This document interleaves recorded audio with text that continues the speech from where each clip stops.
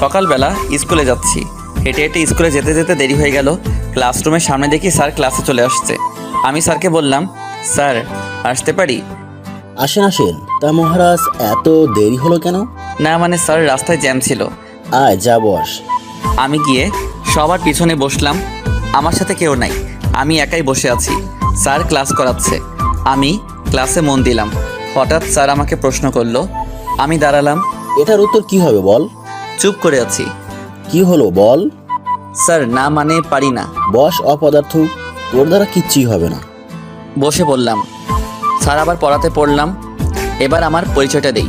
আমি শাহরিয়ার রহমান, এবার ক্লাস 10-এ পড়ি। বাবা মায়ের বড় ছেলে। আমার ছোট ভাই আছে আর একটা বোন আছে। বাবা আইনজীবী, মা গৃহিণী। স্যার ক্লাস শেষ করে চলে গেল। এভাবে সবগুলো ক্লাস শেষ করলাম।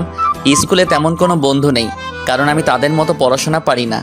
স্কুলে সবাই আমাকে অপদার্থ বলে চিনে। আমি ক্লাস শেষ করে বাইরে আসলাম।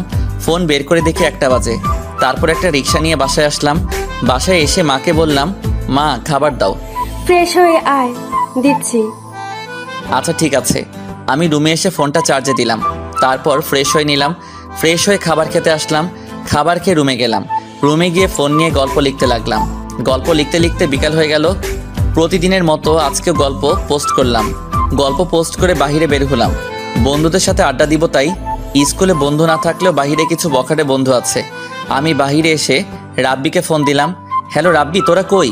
আমরা এখানে আছি, তুই চলে আয়। ওকে, আমি 2 মিনিটে আসছি। আমি কল কেটে দিলাম। কল কেটে সেখানে গেলাম। দেখি সবগুলো বসে আছে। আমি গিয়ে তাদের সাথে বসলাম।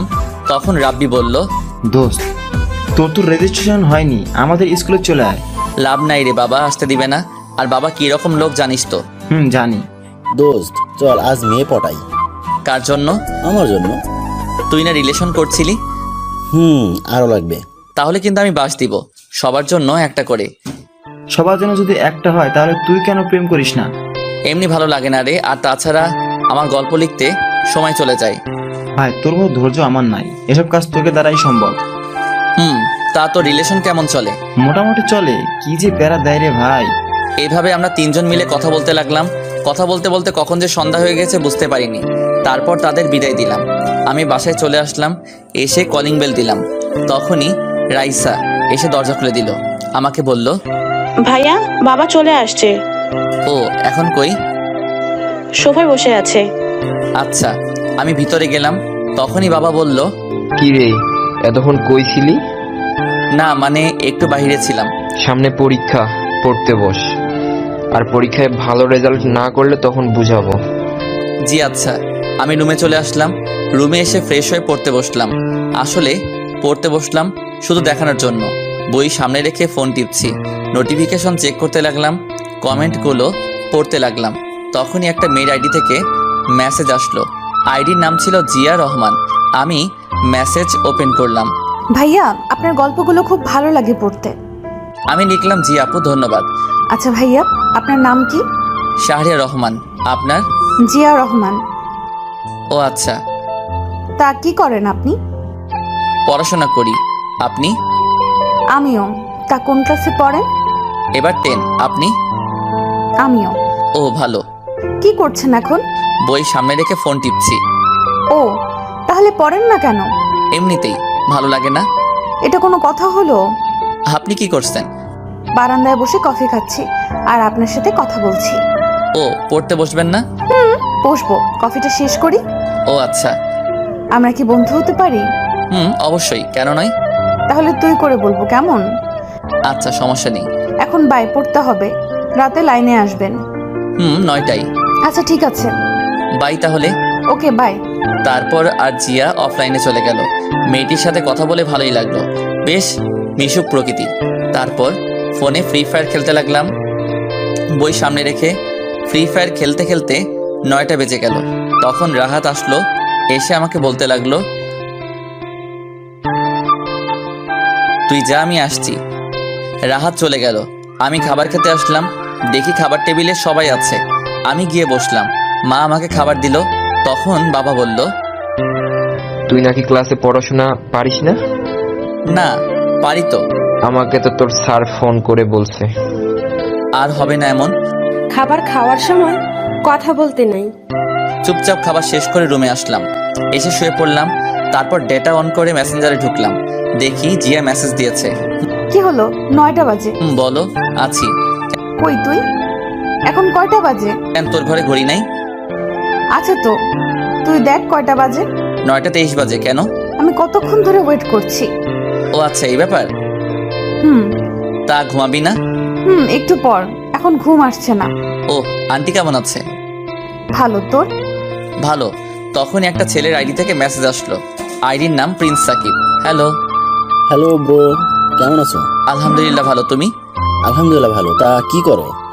শুয়ে আছি, তুমি? আমিও। তখন জিয়া মেসেজ দিল। কি রে, কই গেলি? সকালে কথা বলবো। আচ্ছা ঠিক আছে। ছেলেটিকেও বিদায় দিলাম। তারপর ফোনটা চার্জে দিয়ে ঘুমিয়ে পড়লাম। সকালে মার ডাকে ঘুম ভাঙলো। তারপর উঠে ফ্রেশ হয়ে নিলাম, রেডি হয়ে মার কাছে গেলাম। মা, টাকা দাও। এই নে। মা, মাত্র 100 টাকা। কেন, এটা দিয়ে হবে না নাকি? আচ্ছা হবে, বাই, আমি গেলাম। আচ্ছা যা, সাবধানে যাবি। ওকে মা। আমি বাহিরে এসে সাইকেল বের করলাম। তারপর সাইকেল দিয়ে আনমনে স্কুলের দিকে যেতে লাগলাম। স্কুলে গিয়ে সাইকেল রেখে ক্লাসের দিকে গেলাম। ক্লাসে গিয়ে দেখি এখনো স্যার আসে নাই। আমি গিয়ে পিছনে বসলাম। তখন ক্লাসের সবাই আমাকে নিয়ে কথা বলতে লাগলো, মানে অপমান। ক্লাসের ফার্স্ট বয় রাকিব বলতে লাগলো, আরে জানিস আমাদের সাথে কে পড়ে? জানি তো, বিশিষ্ট লেখক। আরে আরো একটা পরিচয় আছে। ও জানি তো, অপদার্থ। জানিস এত কিছু বলি তবুও লজ্জা নাই। রে, নির্লজ্জ বেহায়া। থাক বলিস না বেচারা। এইভাবে আরো অনেক কথা বলতে লাগলো। আমি সব সহ্য করলাম, কিছু বলার নাই, কারণ আসলেই তো আমি অপদার্থ। একটু পরে স্যার ক্লাসে আসলো। স্যার এসে ক্লাস করাতে লাগলো। এক সময় স্যার বলল, তোমাদের সামনের এত তারিখ থেকে নির্বাচনী পরীক্ষা, কেউ যদি ফেল করো তাহলে এসএসসি পরীক্ষা দিতে পারবে না। তখন রাকিব বলল, স্যার, কিন্তু আমাদের ক্লাসে একজন আছে, তাকে নিয়ে কি বলবেন? তাকে নিয়ে কোনো চিন্তা করিস না, অপদার্থ একটা। তারপর স্যার আবার পড়াতে লাগলো। এভাবে সবগুলো ক্লাস করলাম। সবগুলো স্যারই আমাকে অপদার্থ বলে। সব ক্লাস শেষ করে বের হলাম। তারপর সাইকেল নিয়ে পার্কে চলে আসলাম। পার্কে এসে একা একা বসে আছি নদীর পাড়ে। বসে বসে গল্প লিখছি। এই নদীর পাড়ে বসে থাকতে অনেক ভালো লাগে, বিশেষ করে একা একা। গল্প লেখা শেষ করে দেখি 3টা বেজে গেছে। আমি গল্প পোস্ট করলাম। তখনই জিয়া মেসেজ দিল। আমি রিপ্লাই দিলাম, বলো। কেমন আছিস? আলহামদুলিল্লাহ ভালো, তুই? আলহামদুলিল্লাহ ভালো। তা কি করিস? এই তো বাসায় যাচ্ছি, তুই? আমি শুয়ে আছি। ও আচ্ছা, আমি বাসায় গিয়ে কথা বলবো। আচ্ছা ঠিক আছে, মেসেজে দিবি, আমি লাইনে থাকবো। তারপর ফোনটা পকেটে রেখে সাইকেল নিয়ে বাসায় আসলাম। বাসায় এসে কলিং বেল দিলাম। একটু পর মা দরজা খুলে দিল। কে রে, এতক্ষণ কই ছিলি? একটু বাহিরে ছিলাম। যা, ফ্রেশ হয়ে আয়, আমি খাবার দিচ্ছি। আচ্ছা। আমি রুমে এসে ফ্রেশ হয়ে খাবার খেয়ে নিলাম। খাবার খেয়ে ছাদে গেলাম। ছাদে একা বসে হেডফোন দিয়ে গান শুনতে লাগলাম। আমি জিয়াকে মেসেজ দিলাম, কি রে? বল। খেয়েছিস? তুই? মাত্র। তা পরীক্ষা কবে থেকে শুরু? এই তো আর 7 দিন বাকি। ও আমারও। তা প্রস্তুতি কেমন? ভালো না, তোর? আমার ভালো। তোর ভালো না কেন? এমনিতেই। আচ্ছা, ভালো করে পড় তাহলে। কেন, কথা বলবি না? তোর সামনে পরীক্ষা, তাই। তোরও তো পরীক্ষা, তাহলে তুই পড়িস না কেন? ইচ্ছে করে না। যা পড়তে বস, আর ঠিক মতো নামাজ পড়বি। চেষ্টা করব। এইভাবে তার সাথে আরো অনেক কথা বলতে লাগলাম। একটু পর সে অফলাইনে চলে গেল। তখনই আবার সাকিবের আইডি থেকে মেসেজ আসলো। ভাইয়া কেমন আছেন? আলহামদুলিল্লাহ ভালো, তুমি? এই তো আলহামদুলিল্লাহ ভালো। আচ্ছা ভাইয়া, একটা কথা বলি। বলো। আপনি সবসময় কষ্টের গল্প লিখবেন। আচ্ছা, আর আমি কষ্টের গল্প বেশি পছন্দ করি। আমারও পড়তে ভালো লাগে। গল্পের মাঝে আমাকে খুঁজে পাই। তুমি কি কাউকে ভালোবাসো? ভাই, আপনি কাউকে ভালোবেসেছেন? না, তেমন কাউকে পাইনি। ভাই, প্রেম না করলে গল্পের শেষে এত রোমান্স করে দেন কেমনে? গল্প লিখলে কি প্রেম করতে হবে, এমন কোনো নিয়ম আছে? না তা না। আচ্ছা, আপনার বাসা কই? ময়মনসিংহ। তোমার? ঢাকা উত্তরা। ও, এভাবে তার সাথে আরো কথা বললাম। কথা বলতে বলতে কখন যে সন্ধ্যা হয়ে গেছে বুঝতে পারিনি। সন্ধ্যায় রুমে আসলাম। রুমে এসে ফোনটা একটু চার্জে দিলাম। তারপর পড়তে বসলাম, কিন্তু পড়তে ইচ্ছা করছে না। বই নিয়ে শুধু পাতা উল্টাচ্ছি, কিন্তু কোনটা পড়বো বুঝতে পারছি না, কারণ সব পড়া বাকি। তারপর একটা বিষয় নিয়ে পড়তে লাগলাম। পড়তে পড়তে খাবারের সময় হয়ে গেল। তারপর খাবার খেতে আসলাম, চুপচাপ খাবার খেয়ে নিলাম। তারপর রুমে আসলাম, রুমে এসে ফোন টিপতে লাগলাম, কমেন্টগুলো পড়তে লাগলাম। আবার জিয়া মেসেজ দিল, কি রে, কি করিস? শুয়ে আছি, তুই? আমিও। তা খেয়েছিস? তুই? দোস্ত, তোর একটা পিক দে। আগে তোরটা দে তারপর।